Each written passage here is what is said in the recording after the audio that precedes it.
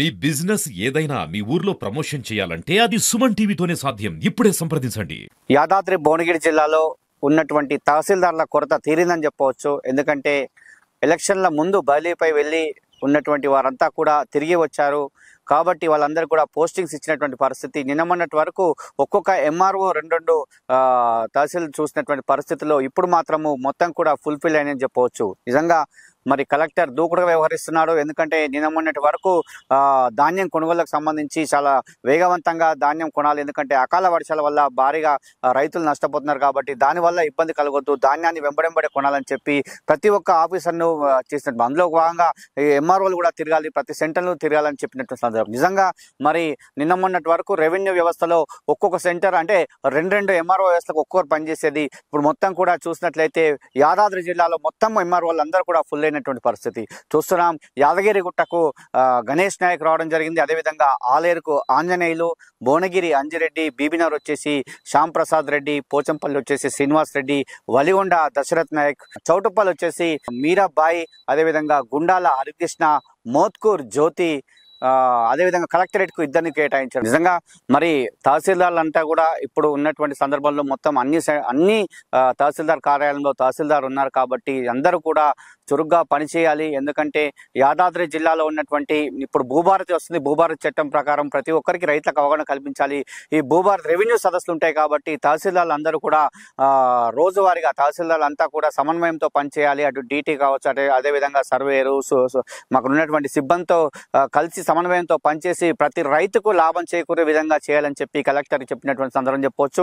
మరి చూస్తున్నాం మన నిజంగా నిన్న మొన్నటి వరకు ఉన్నటువంటి తహసీల్దార్ల కొరత తీరింది. కాబట్టి ఇప్పుడు ఉన్నటువంటి తహసీల్దార్లు అందరూ కూడా, ఎందుకంటే భూభారతి చట్టం గురించి కావచ్చు, అదేవిధంగా రెవెన్యూ సదస్సులు ఇవన్నీ కూడా ఉంటాయి.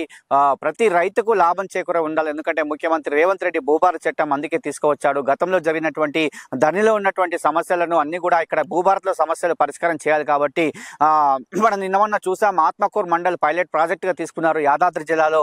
దానికి సంబంధించి ఎన్నో సమస్యలను పరిష్కారం చేశామని చెప్పి కలెక్టర్ చెప్పిన సందర్భం చెప్పవచ్చు. ఎందుకంటే ఆత్మకూరు మండలంలో ఇంటింటికి తిరిగి కూడా అంటే ఎవరికన్నా సమస్యలు, భూ సమస్యలు ఉన్నటువంటి వాటిని అంతా కూడా నోటిఫై చేసుకొని ఒక ఫామ్ తీసుకొని ఆ ఫామ్ లో మొత్తం కూడా ఏ సమస్య ఉంది ఏందని చెప్పి కొన్ని అక్కడే సమస్యలు సాల్వ్ చేసినటువంటి పరిస్థితి. అదేవిధంగా కొన్నింటి మొత్తం డాటా ఎంట్రీ చేసుకొని దాన్ని కూడా సమస్యలు పరిష్కారం చేసే విధంగా చూశారు. అదేవిధంగా జూన్ 2 నుంచి కూడా మొత్తం కూడా ఈ జిల్లా వ్యాప్తంగా ఈ భూభారతి పైన అదేవిధంగా రెవెన్యూ సదస్సులు ఉంటాయి. కాబట్టి తహసీల్దార్లు అందరూ కూడా సక్రమంగా పనిచేయాలి. ఎప్పుడు ఎక్కడ ఆకస్మికంగా తనిఖీ చేసే విషయం కూడా చెప్పలేనటువంటి పరిస్థితిలో కలెక్టర్ ఉన్నారని చెప్పవచ్చు. ఎందుకంటే మనం చూస్తున్నాం, నిన్న మొన్నటి వరకు ధాన్యం సంబంధించి ధాన్యం కొనుగోలు కేంద్రాల వద్ద ఎక్కడ ఉంటుండో తెలియనటువంటి పరిస్థితి. ఎందుకంటే అకాల వర్షం వల్ల ఇబ్బంది పడుతుంది. కాబట్టి రైతులు వాళ్ళందరికీ కూడా ధాన్యాన్ని వెంబడే కొనాలి, వాళ్ళకి డబ్బులు చేకూరే విధంగా ప్రయత్నాలు జరుగుతున్నాయి. అత్యధికంగా యాదాద్రి జిల్లాలో ఇప్పటి వరకు అయితే దాదాపు ఒక 3 లక్షల మెట్రిక్ టన్నుల ధాన్యాన్ని అయితే కొనుగోలు చేశారు. 500 కోట్ల పైన రైతుల ఖాతాలో డబ్బులు అయితే జమ చేసినటువంటి పరిస్థితి. మరి నిజంగా ఇవన్నీ కూడా ఇప్పుడు ఉన్నటువంటి, అంటే నిన్న మొన్నటి వరకు సమస్యలు ఉండేవి, తహసీల్దార్లు లేక ఇబ్బంది పడ్డటువంటి పరిస్థితి అయితే ఉండేది. ఎందుకంటే రైతులు చెప్పులు అరిగేలా తిరిగినటువంటి పరిస్థితి. కానీ ఇప్పుడు అలాంటి పరిస్థితి ఉండొద్దు.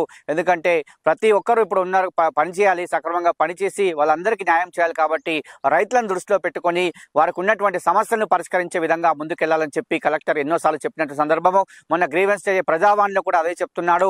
ప్రతి ఒక్కరు కూడా అంటే రైతులకు సంబంధించి ఏ సమస్య ఉన్నా పరిష్కార మార్గం వైపు వెళ్ళాలి, వారికి ఇబ్బంది పెట్టొద్దు, ఎక్కడ కూడా వారిని ఇబ్బంది కలిగించొద్దని చెప్పి కలెక్టర్ ప్రతిసారి అదే చెప్పినటువంటి విషయం చెప్పవచ్చు. కాబట్టి ఈ యాదాద్రి జిల్లాలో ఉన్నటువంటి రెవెన్యూ వ్యవస్థ నిజంగా నూతన ఉత్సాహం అని చెప్పవచ్చు. ఎందుకంటే రెవెన్యూ వ్యవస్థలో చాలా పనులు ఉంటాయి. ఆ పనులని నిర్వర్తించాలంటే సక్రమమైనటువంటి సిబ్బంది అవసరం. కాబట్టి ఇప్పుడు అంత సిబ్బంది ఉన్నారు. కాబట్టి దానికి అనుగుణంగానే పనిచేయాలని చెప్పి చాలా మంది మనతో కోరుకున్నటువంటి విషయం. అదేవిధంగా మరి రెవెన్యూలో ఉన్నటువంటి ఇబ్బందులు, అంటే రెవెన్యూకి సంబంధించి వాళ్ళు వచ్చే ప్రతి రైతు కావచ్చు, ప్రతి కూడా ఎలాంటి సమస్య లేకుండా చూడాల్సినటువంటి బాధ్యత రెవెన్యూ వ్యవస్థ పైన ఉంది. కాబట్టి వీళ్ళంతా కూడా సక్రమంగా పనిచేయాలని చెప్పి కలెక్టర్ ఎన్నోసార్లు చెప్పినటువంటి విషయం అని చెప్పొచ్చు. నిజంగా ఈ నూతన ఉత్సాహంతో ఈ యాదాద్రి జిల్లాలో అందరూ పనిచేయాలని చెప్పి సుమన్ టీవీ కూడా కోరుకున్నటువంటి సందర్భం చెప్పవచ్చు.